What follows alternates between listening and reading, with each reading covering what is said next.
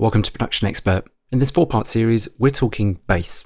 More specifically, plugins that you can use to quickly enhance the sound of bass that aren't EQ. Now we're going to break from the norm in this series. We usually use music examples in our tutorials to help illustrate our points. Instead, we're going to show you how each of these plugins work using a simple sine wave and frequency analyzer to give you a visual representation of what each of these plugins are capable of. We're also going to run through each of these plugins in the series in order of price, cheapest to most expensive. First up, Waves LoAIR.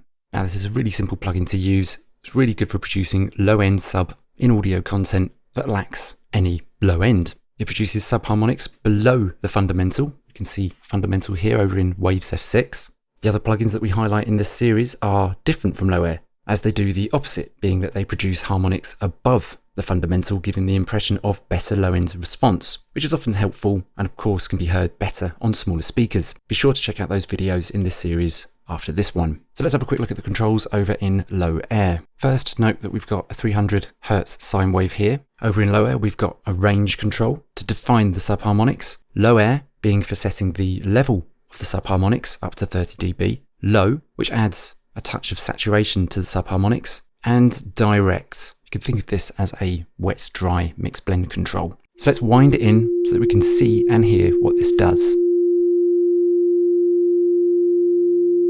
We can see the sub-harmonic being generated there. We can increase the LoAIR.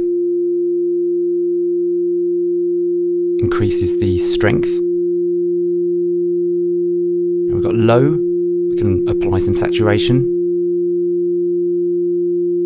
And direct, as I said, like a wet-dry control. So we can hear just the sub-harmonic. Be sure to check out the other videos in this series. Put the link for those in the description below. As always, thanks for watching, and I'll see you again soon.